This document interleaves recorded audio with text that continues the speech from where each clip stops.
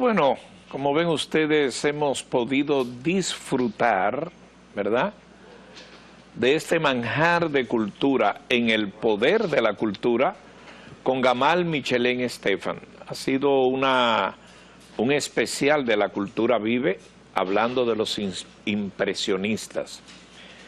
Es nuestro interés que a ustedes les haya gustado. Como ustedes saben, el poder de la tarde no se detiene. Quisimos presentarle esa edición del poder de la cultura en la serie La Cultura Vive. Y es una serie de programas que vamos a tener ocasión de seguir viendo, analizando. Como ven ustedes, hablamos de los impresionistas. Ahora les quiero presentar a ustedes una serie adicional. Espero que les guste, porque de lo que se trata en el poder de la tarde es tener siempre algunas sorpresas muy favorables que tienen que ver. Esta tiene que ver con la historia. Miren ustedes el bumper. Vamos a ver. Adelante, señor director.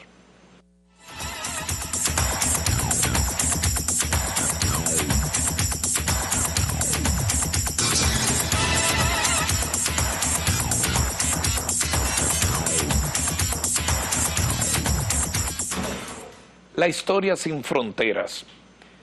Hoy tengo la oportunidad, el gusto y el lujo, quisiera decir también, de tener una compañía que vamos a tener con más que bastante frecuencia. Se trata de un miembro del Instituto Duartiano de la República Dominicana, el doctor Julio Manuel Rodríguez Grullón. Qué gusto saludarle. Gracias, Luisín.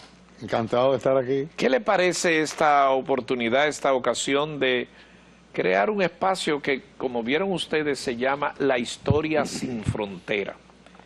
La historia es siempre algo bueno de contar. Y habla sin frontera porque no importa el espacio donde tenga que llegar o quitar. Las fronteras siempre son bordes que separan. Pero en este caso es algo para analizar que hay muchas fronteras que se traspasan con la verdad, con la información, muchas cosas que no se conocen. Sí. Y yo quiero presentarles al doctor Rodríguez Grullón. Es un académico, es un duartiano, es un hombre de larga data en el ejercicio de la comunicación sobre la historia. Sí. Doctor, ¿en dónde se prepara usted un poco de su currículum en términos generales? Mira, la historia siempre me llamó la atención. Y hace ya varios años yo publiqué un libro, 5 conferencias, que es solamente a base de historia todo, pero enfocándola de diferentes ángulos, como la historia del capitalismo, del comunismo, de historia dominicana, en fin. Ese fue un libro que yo hice en Montecristi, en 1964. Después de eso, he escrito varias obras de historia, la más reciente sobre Duarte, y le puse Duarte 25.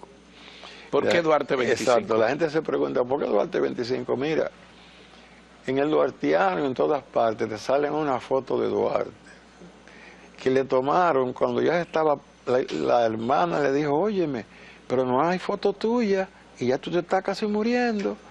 Entonces esa foto de un Duarte desmejorado, de muchos años de tuberculosis y paludismo, esa es la foto que se conoce, que es realidad, es la foto auténtica, pero no es una foto que llama la atención de los jóvenes.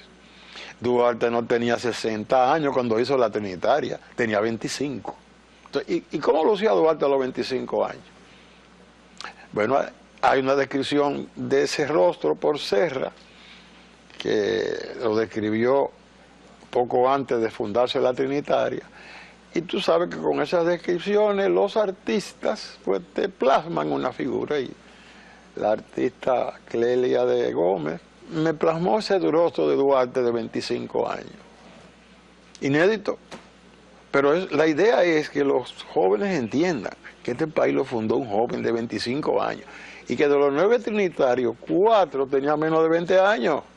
Eran los muchachos, les decía Yo pienso bobadilla. que una de las historias más fascinantes que tiene la historia de nuestro país es la formación de la sociedad la trinitaria.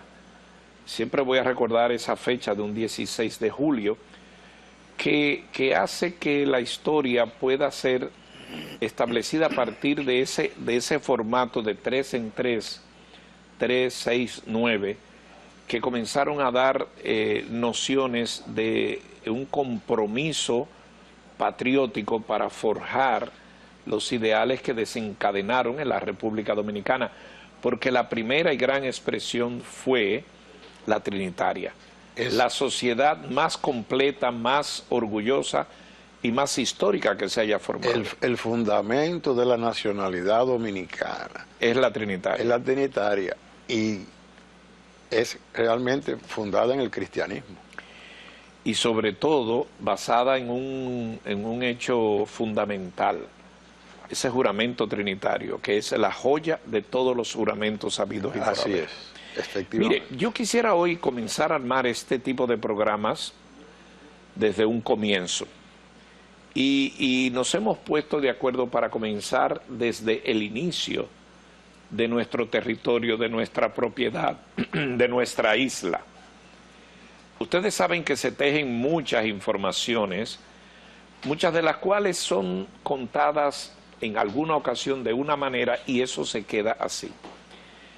Pero, ¿qué ocurre a partir del descubrimiento de esta isla? Ese es el inicio de una serie de programas. La isla Hispaniola, a partir, obviamente, del año 1492. No se puede decir cuando Cristóbal Colón descubre la isla, descubre Santo Domingo, descubre la Hispaniola. No descubrió nada. Simplemente Llegó. cuando llegó Cristóbal Colón a este territorio. Llegó. ¿Cómo usted puede cobijar a partir de aquí? Sí, mira, lo primero, Colón lo que andaba buscando era cómo llegar a la India. Y Colón murió pensando que había llegado a la India. Nadie lo pudo convencer de otra cosa. A lo que encontró le puso indios, se le quedó el nombre, por siempre, porque el Colón se lo puso, los indios. Pero él creía que estaba en la India. Entonces, Colón llega y le gusta mucho esta isla, más que las otras, y deja el fuerte de la Navidad en lo que está hoy en territorio haitiano y se va para España. Y cuando regresa del fuerte de la Navidad no queda nada. Aparecieron unos cadáveres por Montecristi, pero más nada, él no supo nunca qué pasó. Se presume que fue Caonabo, que se disgustó porque los españoles estaban abusando de las Indias y cosas de ese tipo. Pero son conjeturas, porque realmente no se sabe qué pasó con el fuerte de la Navidad. Ahora, Colón...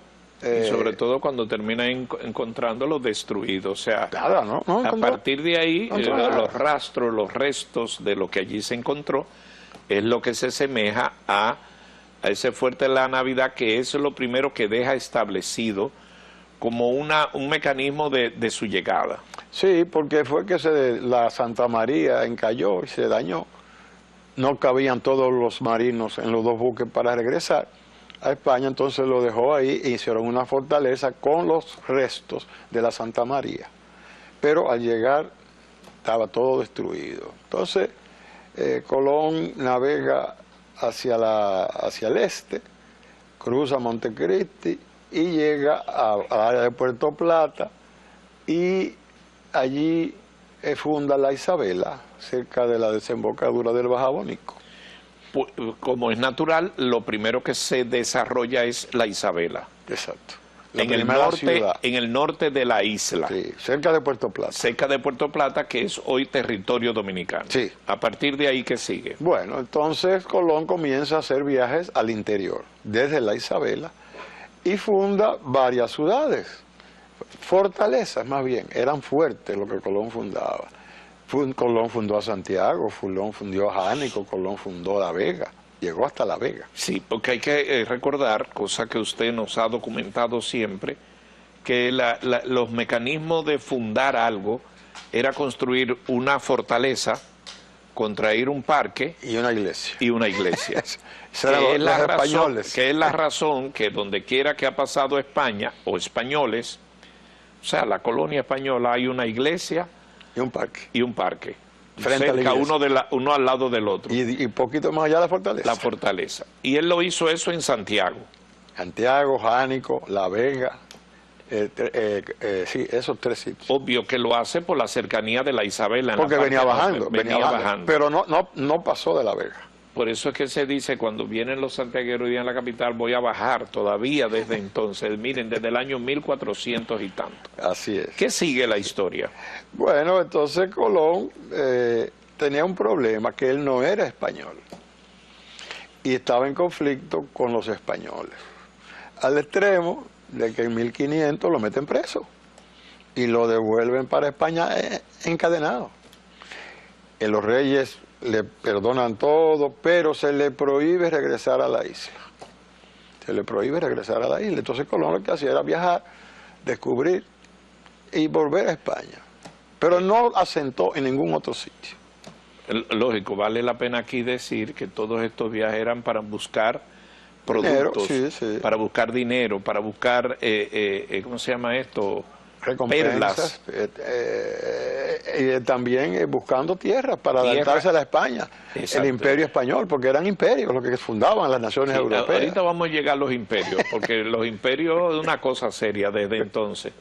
Suerte que cada uno fueron perdiendo, aunque los británicos han quedado un poco más de todo, los franceses y todo, pero sigamos. Bueno, entonces, realmente el que organiza la colonia es Nicolás de Obando, que llega en 1504 y es el que funda las principales ciudades de la isla entera. Yo creo que tenemos un mapa que podemos... Ese mapa que vamos a ver es lo que primero se define como lo que marca el diseño de la isla. De la isla. 1492 llega Colón, ya en el 1504, estamos hablando de... 8 años después. 8 años después ya bueno, no, 12 años. 12 años. 10 para 12.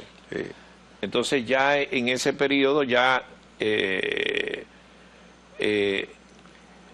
no se fundaban ciudades, estaba... Aquí tenemos que era lo que estaba buscando ahorita y esperando aquí que se funda la Isabela, el año 1492. 94. Claro, porque él llega, pero en ese recorrido es que funda aquí. En el segundo viaje. En el segundo viaje. Sí, la Isabela. Bueno, sigamos con bueno, entonces si podemos poner las ciudades que fundó Obando. Que fue Nicolás de Obando comienza a tener control. Llega... ¿Cómo y cuándo Nicolás de Obando? Para implantar el orden, él trajo 500 hombres. Nicolás vino preparado, era una figura reconocida, había estado en otros sitios haciéndole papel de gobernador al Con rey Nicolás de de Obando llega a sentarse el dominio español. Sí, se organiza realmente la colonia.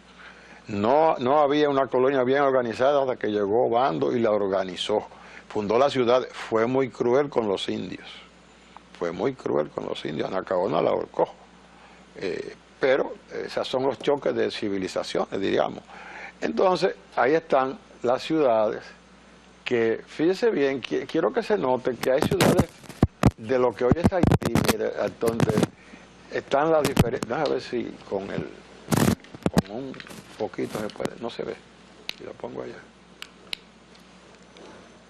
No se ve. Tendría que ser originalmente. No, está bien. Bueno, pero que se fije que está poblada toda la isla. Hay ciudades, Gonaives, aquí abajo, en la península de Tiburón. La demarcación lo que indica que no había división de territorio. Nada, era la isla toda española. Estamos hablando 1504. Y lo hace Nicolás de Obando. Obando es el que funda todas esas ciudades. Vamos 12 años después de que llegó Cristóbal Colón. Continúe, doctor.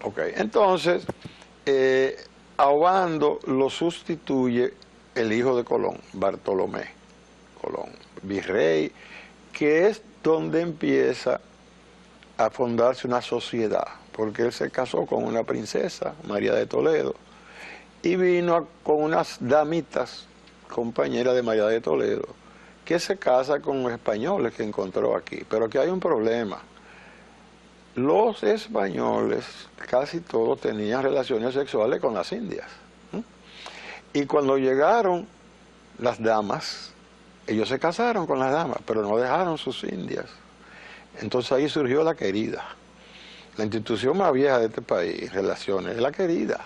O sea, que el juicio histórico que usted nos deja sobre la mesa, que no es nuevo, es que los españoles, habichosos al fin, con poder y con el dueño del reino, en lo que llegaban algunas damas españolas de familia, de alta alcurnia, ellos tenían un tipo de relación. ¿Con las indias? ¿Y tenían sus hijos? Sí.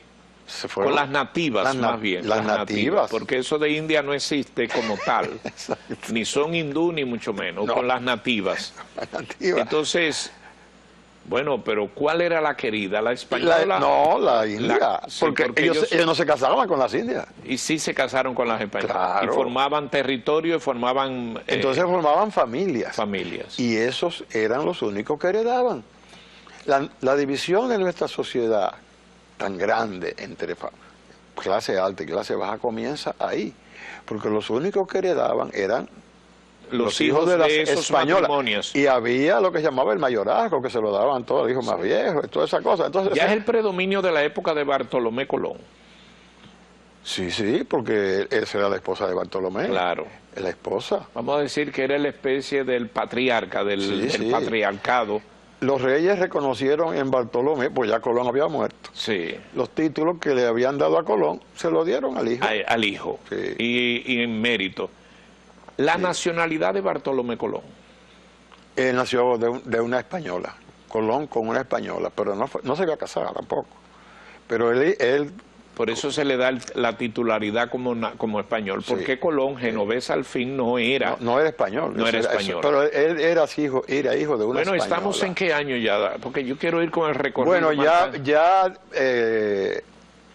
Bartolomé Colón sustituye a Obando. Sí, a Nicolás de Obando. Ya era 1500. Que fue terriblemente azotó mucho y maltrataba a los nativos de la época. Sí. Tremendo maltrato. Bueno, ¿qué sigue después en la historia? Bueno, a Bartolomé Colón después lo sustituyen y viene una otra situación que es que nuestra isla tenía un obispo, pero que el obispo también era el gobernador. Esto es una peculiaridad del Imperio Español, que el Papa y los reyes de España y Portugal... Teníamos un obispo ahí, una recreación de un obispo, exactamente. ¿Cuál? Bueno, es una recreación de una... Bueno, eso lo explico más adelante. Pero que el asunto es que en la colonia española no había separación iglesia y Estado. Realmente había iglesia y un ejército. Porque hubo un acuerdo entre los reyes de España y Portugal y el Papa, de que el Papa delegaba en los reyes el nombramiento de la autoridad eclesiástica. Fíjate cómo era la cosa. Pero entonces esa autoridad eclesiástica era realmente la que mandaba. Bueno, este recuerdo, porque es un repaso de la historia, porque nosotros queremos llegar hasta un punto específico, cómo se fue haciendo la composición de nuestra isla española, la llegada de Colón, los primeros, Nicolás de Obando, sin contar todo lo que hizo, pero la historia lo recoge, ¿no? Sí. Y luego Bartolomé Colón, y fíjense ustedes que es el dominio del Imperio Español. Totalmente. Que se fundaron varios territorios que fueron las provincias, las locaciones. Sí, pero además la civilización europea española se trasladó para acá. Es la que se instaura en el país. Se funda un cabildo, se funda una universidad.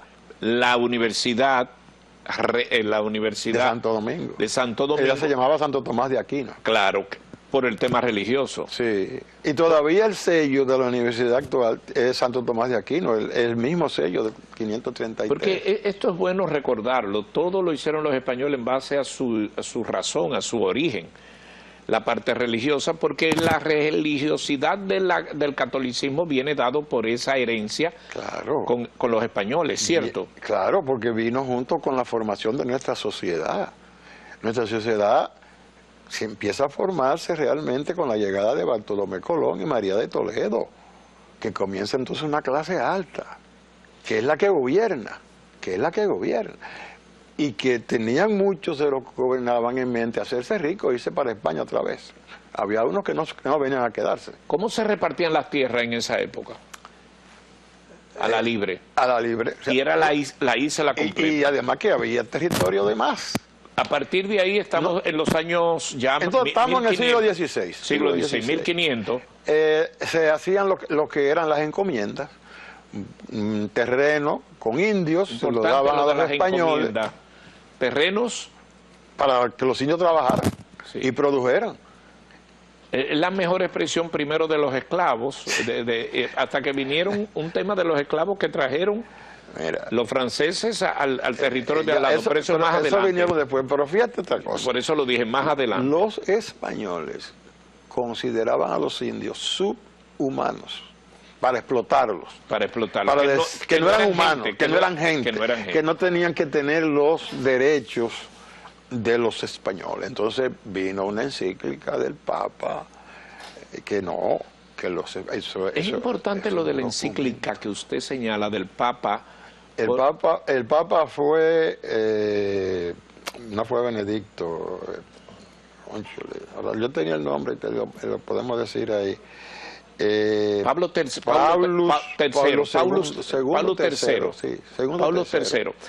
Que dicho sea de paso, toda la historia recoge que fue Montesino el gran defensor y el que dio la primera voz. Sí, no, y las casas. Padre de las casas, Montesino, pero la encíclica del Papa. Esa es la de peso, porque abarcó todo el continente. Y dio fuerza para todo lo que se hizo. Porque los indios Tenemos en producción algo relacionado con esto, que es lo que comienza con la defensa a los indios, que no se consideraban personas, se consideraban... Los españoles los consideraban subhumanos. Subhumanos. De ahí comienza... Y el Papa dice que son humanos y que tienen derecho a la gloria y a todo. Claro, parte de la historia como debe ser contada. Le traje. Vamos a ver. Él la tiene. Sí, adelante, director. Él me la enseñó la encíclica. Sí, pero vamos a seguir entonces en lo que tenemos ahí.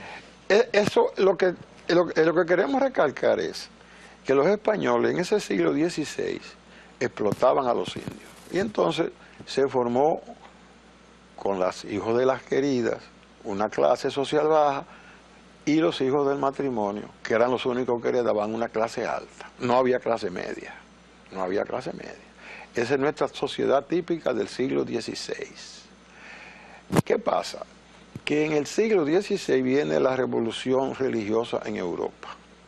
Lutero se rebela contra el Papa porque contra el catolicismo. Sí, porque se estaba comercializando las indulgencias, una serie de cosas, pero fíjate que cuando uno analiza la protesta de Lutero, no señala que los papas habían cambiado la enseñanza del Evangelio, porque la misión de la Iglesia era propagar el Evangelio.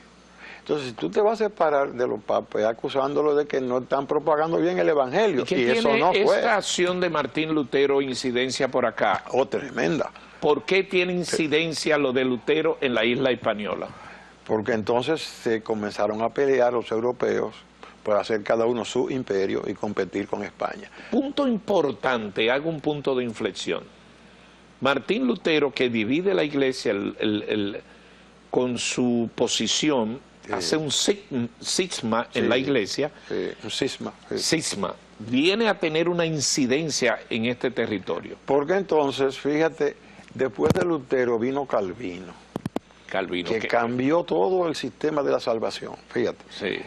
Calvino decía que lo que hacía el hombre en la tierra no tenía nada que ver si se salvaba o no. Si iba al cielo o no. Que eso estaba predeterminado desde la eternidad. Y que lo que había que buscar señales de que usted estaba entre el grupo de los escogidos ¿Y cuál era una señal? Oh, si te iba bien en el trabajo y en el negocio. Entonces, si te iba bien en la vida. Entonces, imagínate tú, los calvinistas se mataban por tener éxito. De ahí surgieron los imperios.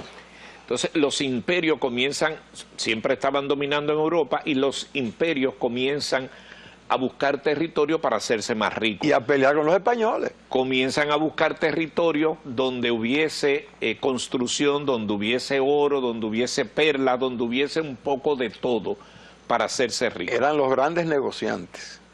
Y los holandeses y ahí, los vamos a ingleses. citar los imperios: Holanda, Inglaterra, Francia y España. Y Portugal, pero fue más débil. Portugal tuvo algunas colonias, pero no como las otras cuatro. Y para ir un poco rápido, como la historia, cada uno comienza a salir a buscar terreno y caen en la isla hispaniola. No, y a pelearse uno con otro. No, de ahí que viene la guerra entre... Y eso desemboca después en guerra entre piratas, filibusteros, esas cosas se derivan de ahí. Derivan de ahí. Pero en nuestra isla la repercusión fue la siguiente. Nosotros vimos que Obando fundó las ciudades en toda la isla. Sí. Pero en el 1605 Sí. descubrieron que los habitantes de esas ciudades de la costa oeste estaban negociando con los holandeses y que le encontraron Biblias calvinistas en las manos. Y eso fue una cosa terrible, ser un pecado horrible. Lo castigó el rey Felipe III. Eso hay que destruirlo. Eso, señor, hay que castigarlo. Aquí tengo un mapa de las devastaciones de Osorio, Exacto, 1605, 1606. Exactamente. Fíjate, el área sombreada hacia la derecha Sí. fue lo que quedó poblado. Fíjate lo que quedó desierto. Lo que es hoy donde estaba Yaguana, Monteplata, La Vega, eso es lo que quedó. Eso, Santiago allá arriba, La Vega aquí abajo, Azo aquí abajo, Sí, hacia el este. sí. Entonces se fundaron las dos ciudades, Vallaguana y Monteplata, con los habitantes de todas esas poblaciones que fueron destruidas, y esa parte de la isla fue abandonada. Entonces, en la isla solamente se quedó poblado esto. Este pedazo que está aquí Y eso quedó, asombreado. como dicen por ahí, baldío, separado, a la libre. ¿Qué sigue después de Que en 1606? ese espacio que vemos ahí libre se pelearon ingleses, franceses y holandeses. Fue la época de los bucaneros, los Filibusteros. Y Ingleses, franceses y holandeses. y holandeses. Y se terminaron imponiendo los franceses.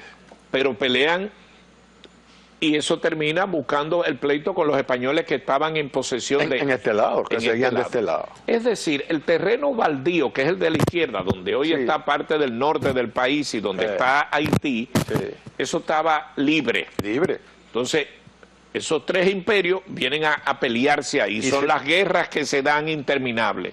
Bueno, de todo el siglo XVI, El siglo y XVII, Y ganan los franceses. los franceses. En el Tratado de Ryswick, los españoles... Hay algún paréntesis. acceden. ¿Qué es el Tratado de Ryswick? Terminando una de esas guerras que había ya entre esas potencias, donde España les reconoce a Francia la parte oeste de la isla, pero sin ponerle límite. Muy importante. El Tratado de Ryswick Sí. es el que permite que ya la España, que está ubicado en un lado, le reconozca a Francia la eso es posesión. tuyo, la posesión de ese terreno. Sí. Ya no están ni holandeses No, ya salieron los ingleses y salieron los holandeses de la isla. derrotados. Los sacaron los franceses. Lo sacaron. Batallas y cosas. Sí. Entonces, Los franceses no son fáciles. en 1777 Ah, es que se le pone la frontera. y lo hace el Tratado de Aranjuez, que se hace en Aranjuez. Si no la ponemos ahora. Si vamos a poner la frontera el de Tratado Aranjuez. de Aranjuez, póngame la frontera y luego el video que recuerda muy bien esto. Vamos a ver, director. Esa es la frontera, fíjate, en el Tratado de Aranjuez, la parte amarilla es la colonia española, Sí. y la de la izquierda, al oeste, esa es la colonia francesa. Y ese tratado lo que hace es definir qué es de uno y qué es de otro. Vamos a escuchar esta historia que se hace en el 1777, un 3 de junio.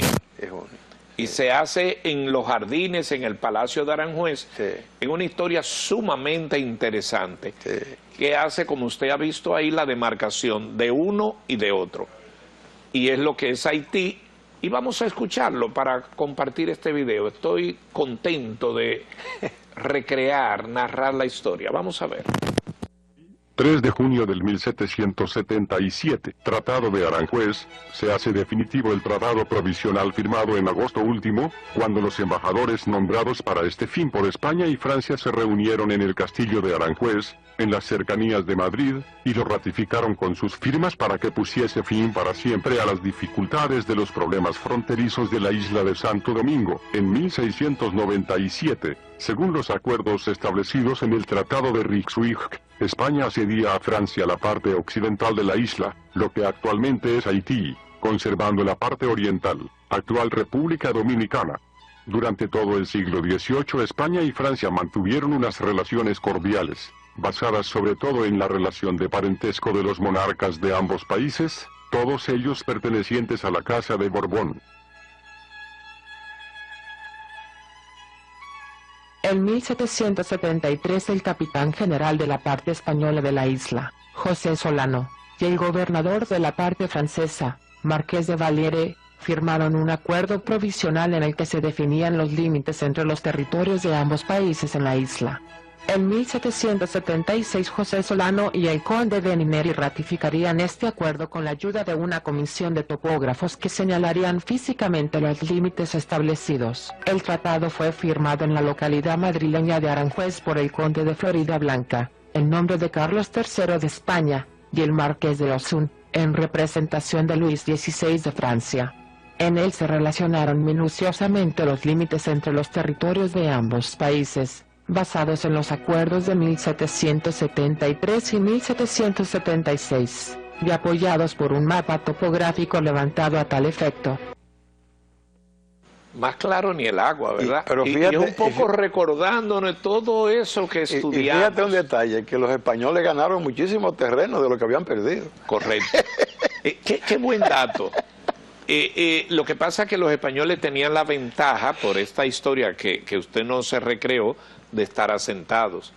Tenían fortalezas, estaban aclimatados. Pero el Tratado de Aranjuez, famoso por demás, que es el segundo después de Rixwijk, posiciona, y miren ustedes, es el que traza la frontera. Realmente me llamó la atención la actual, los topógrafos. Desde entonces existen topógrafos. Qué buena profesión. Sí. Digo yo que si podíamos poner, yo le dejé la de Trujillo de 36, sí, para compararla con esa, para que se vea que no hay tanta la diferencia. Sí, que es lo que se hizo en Aranjuez y lo que hace Trujillo en el 1936. Oigan ustedes, desde el 1777 pasa el siglo... 2 siglos. 2 siglos. Claro, porque pasó todo el tiempo del 1800 hasta llegar al 1900 y tanto. Casi 2 Mire siglos. cómo salta Trujillo, pero bueno. Y ahí se puso ya la frontera que la que está ahora. Entonces, llegamos a los franceses, que lo tenemos ahí al lado, y los españoles. ¿Cómo sigue esa relación? Bueno, entonces ya con el territorio bien definido, los franceses comienzan a hacer una gran inversión. Porque los franceses no tenían una colonia así en el continente americano, todavía. Entonces, lo que hay que destacar es que los franceses no fundaron ninguna de las instituciones que fundaron los españoles de este lado sobre su gobierno, sobre su civilización, podríamos decir. Los franceses vinieron a buscar. A sembrar y a llevar. Y a llevar. No fundaron una catedral, no fundaron un cabildo. Yo le tengo mucho respeto a los franceses. Ni una universidad. No voy a hablar nada, pero en el territorio que estaba, que eso de Haití, ellos no hicieron nada. Nada, ni universidad, ni catedral, ni cabildo. No organizaron nada. Era una finca enorme. Que la finca más productiva del mundo de café y de azúcar. Nada se comparaba con la producción de Haití. Era basada en una esclavitud inmisericordia. Cuyos esclavos comenzaron ahí, los que estaban ahí, luego los trajeron de África. Lo traían de diferentes tribus de África, un problemita. No se entendían unos con otros los esclavos. Porque hablaban dialectos diferentes. Y entonces el creol surge del idioma que usaban los capataces para manejarlos. De ahí surge con una mezcla, el creol de francés y diferentes dialectos africanos. ¿Cómo sigue entonces la historia? Francia, los franceses con un lado, los españoles con otro. Sí. Estamos en los 1700, en el quiero siglo llegar al XVIII, 1800. siglo XVIII. Llegamos al 1800. No, no podemos llegar ahí porque tenemos que pasar por la Revolución Francesa. Espérate. Que es lo que marca, que es al final del siglo XVII. Estamos hablando del año... a finales del siglo XVIII, la Revolución Francesa, 1787, la Revolución Francesa. Entonces, eso es lo que produce la gran conmoción en el mundo, los derechos humanos. Esclavitud abolida. Y esa abolición de la esclavitud va a ser el tema principal de guerras durante todo el siglo siguiente, todo el siglo XIX. Va a estar la esclavitud en el fondo del problema. Abolir la esclavitud se negaban los propietarios de la finca y de toda la producción de la época. Entonces, es la Revolución Francesa la que produce luego a Napoleón, ya en 1799. La Revolución Francesa desemboca en Napoleón, que era un militar, y que lo que tenemos que tener presente es que Napoleón restablecía la esclavitud en las colonias que recuperara, a pesar de que era producto de la Revolución Francesa. Pero él no estaba con los principios, porque la revolución llegó un momento en que degeneró en el terror, y la gente dijo, pero bueno, ya no podemos. Entonces Napoleón puso orden y engrandeció a Francia. No hay ninguna duda. Pero en base a los esclavos. Claro, los esclavos africanos. En base a su ejército. Apoyado con los esclavos. Donde quiera que iba a restablecer la esclavitud. Porque ganaban y peleaban. Los franceses. ¿Cómo se diezma, cómo se da la relación franceses-españoles ya con Francia en el timón? Pero lo que tenemos que tener presente es que los franceses peleaban porque era el primer ejército nacional. Porque los demás ejércitos eran mercenarios. Los pagaban los reyes, los pagaba el famoso corsario que había. Entonces hay ejércitos mercenarios y siguen hoy, como por ejemplo el caso de los Swaner en Rusia. Sí, todavía hay ejércitos mercenarios. Todavía hay mercenarios. Que son gente que se retiran y que son gente que le pagan y hacen lo que sea. Pero ya la mayoría de los ejércitos y es un son buen dato nacionales. que lo recoge la historia. Francia comienza a destacarse más porque tenía sus propias... su propia gente, su propio estilo, y Napoleón es que le da el aura a los ejércitos franceses. De hecho, una nueva civilización. Acabaron con el rey, con la teoría de la familia, el derecho divino de los reyes, acabaron con todo eso. Se establece el código napoleónico, por cierto. Exacto, es que esa es la base de la Constitución nuestra todavía. Así es. O sea, ¿qué sigue posterior a eso? Entonces, bueno, que la Revolución Francesa, se supone que los franceses en la isla liberarán a los esclavos, porque en la Revolución Francesa se negaron. Aquí siguieron los esclavos, al contrario, traían más. Los franceses de la isla se negaron a darle la libertad a los esclavos. Y entonces, se rebelaron en 1791. 10 años de guerra, surge un líder, Toussaint Louverture, y acaban con los franceses y los echan de la isla. Bueno, más que acabar, los ¿cómo se llama? Los despabilan, los sacan. Se hacen rebeliones, se queman propiedades, se matan franceses. Todo lo que había cayó en manos de Toussaint Louverture, que es una figura importante en la historia de la isla. De la isla española. ¿Y es Toussaint Louverture el primer libertador de territorio? Bueno, él abolió la esclavitud. Y además decidió... Pero es el del gran triunfo de las peleas y de la liberación. De los esclavos. Él se convirtió en el líder de los esclavos y la liberación de las colonias. Sí. Fíjense que hay grandes figuras en la historia, que un día lo vamos a ver en individual. Lo de Montesino y ahora cómo sale Toussaint Louverture. Que no era esclavo. Él lo criaron los españoles. Hablaba varios idiomas, pero era físicamente africano. Y él es, entonces, que tiene un nivel por encima de los demás, el que se hace jefe y el que impone la revolución de los haitianos, Toussaint Louverture. Entonces, lo que pasó también que en las guerras europeas, en el Tratado de Basilea, en 1797, Napoleón invadió España.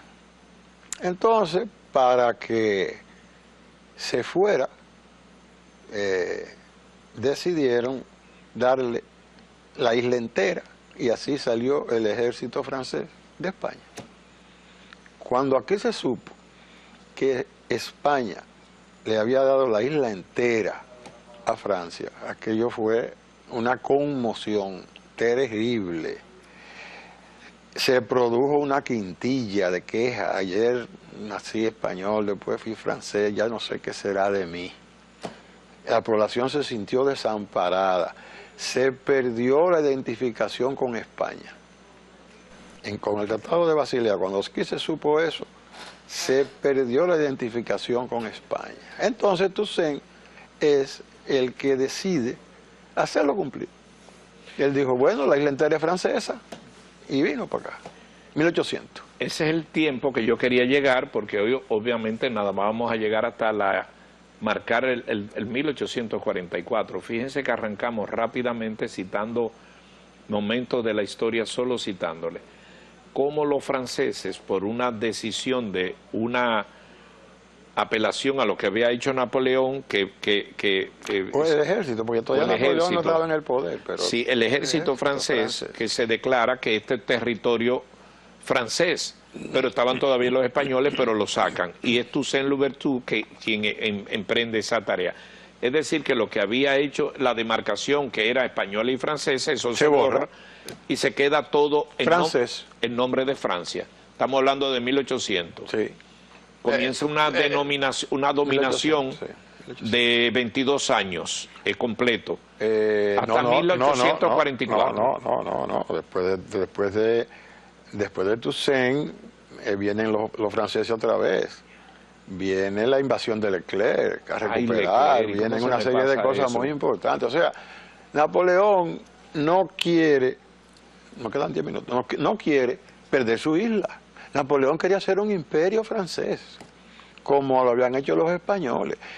¿Y qué se nota? Es cierto, porque tuvo 2, 3 incursiones. Pero ¿qué se nota cuando uno ve cómo se formó el imperio español? Salieron de aquí todos. De aquí salió para Cuba Velázquez, por ahí mismo siguió Cortés para México, de aquí se fue Pizarro para el Perú, de aquí se fue Ponce de León para Puerto Rico, Esquivel para Jamaica.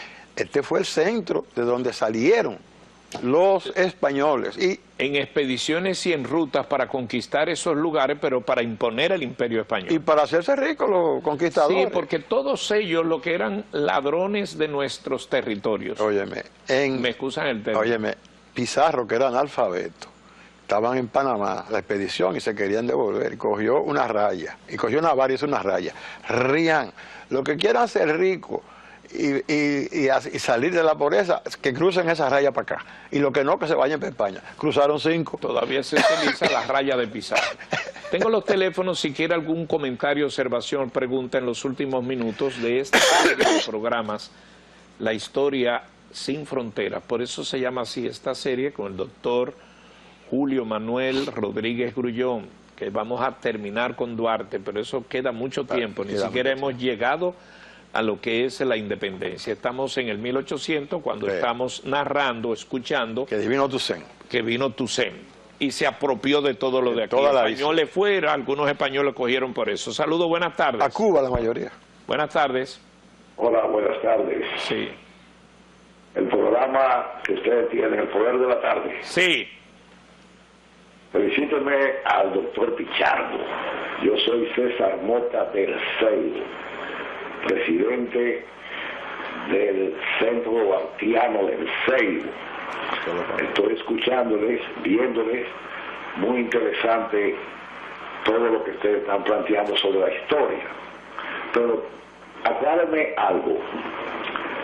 Yo pensaba que Toussaint Louverture era el gobernador de la isla antes de ese tratado de Basilea, que España le otorga la parte este de la isla a Francia, porque sabemos que Francia había ocupado la parte norte de España y España quería recuperar su territorio e hicieron ese intercambio. Aquí va la respuesta. No, el Tratado de Basilea es de 1797 y Toussaint viene para acá en 1800. Él vino a hacer cumplir el Tratado de Basilea. Él se que basa ya en el se había tratado, él se basa en ese para tratado venir para acá. y para adueñarse de esto. Exactamente. ¿Qué pasa en 1800 para adelante? Bueno, que Napoleón se decalentó, digo, puño, este haitiano me va a coger mi isla. Pero es que trae Leclerc y vienen 2 o 3, vino a pelear 2 o 3 veces. Puede decirse que perdió, ganó, que recuperó él. No, perdió, por eso, mira, Napoleón mandó aquí el ejército más grande que ha venido aquí, 60.000 soldados. ¿Tú te imaginas? En 1802 los mató el paludismo y la fiebre amarilla. ¿No? Esa es una de las grandes masacres de la historia del mosquito. Napoleón quiere recuperar la isla para hacer su imperio y entonces compra o le quita a España Luisiana. Sí. Que estaba en América del Norte, Así que era es. un terreno enorme. Sí, así es. Así. Entonces, porque él ve que los españoles hicieron su imperio saliendo de aquí. Entonces él quiere coger esta base y manda 60.000 soldados. Y pierde. Y pierde porque se le desata una epidemia de fiebre amarilla y de paludismo. Y se fortalece Toussaint-Louverture. No, lo coge preso y lo manda a España y lo deja morir de hambre. Lo manda a Francia, en el castillo del Jux. Pero eso fue en la segunda incursión 1800. o la tercera, en 1802, ¿no fue? Bueno, el ejército grande viene en 1802. Sí. Una llamada, saludos, buenas tardes. Adelante. Una pregunta. Sí. Quiero hacer una pregunta del programa. Adelante. Sí, una pregunta. Buenos días. Buenos días. Buenas tardes.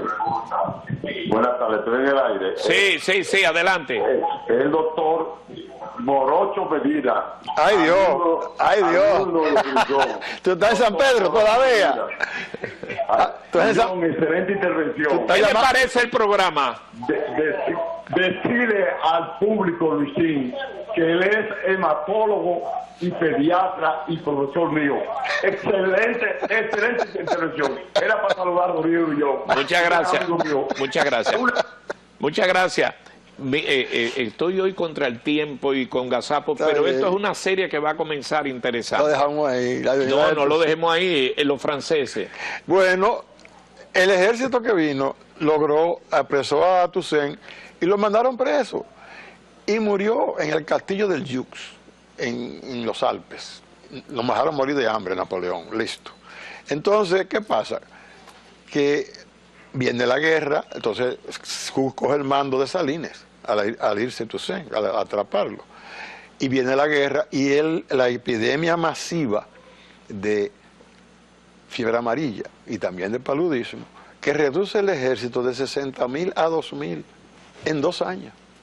No es que murieron todos de la fiebre, pero si tú tienes 10 soldados y hay 5 que cogen fiebre y mañana se murieron 3, los otros se espantan. ¿Y qué es lo que está pasando aquí? Hubo que devolver mucha gente para Francia. Yo me espanto que terminó este tiempo. Nos vamos a quedar en el 1802. Ustedes saben que siempre prometo hacer programas de historia. Esto se llama una serie, La Historia Sin Fronteras. Iniciamos, evidentemente, en 1492 por nuestra isla. Y llegamos hasta el 1802. De ahí vamos a seguir en la próxima edición, la semana que viene, con el doctor Julio Manuel Rodríguez Grullón. Quiero participarle que soy de los que se emociona con este recuerdo, cuando uno se vuelve a las aulas. Y ya para la próxima le vamos a poner más videos y voy a dedicar más que 1 hora, como ha sido hoy, 2 horas. Porque del 1800 son cosas interesantes que el doctor nos va a recrear de la dominación haitiana, 22 años y tanto, porque les garantizo que el doctor Rodríguez Grullón es un duartiano de primera línea. De hecho, es miembro del Instituto Duartiano. Vicepresidente, y les garantizo que vamos a tener tantas cosas interesantes. Gracias por su participación. Muchas gracias, doctor. No, encantado de este programa y vamos a contribuir con la cultura y que la gente entienda esta isla. comienza esta historia sin fronteras. Hasta la próxima.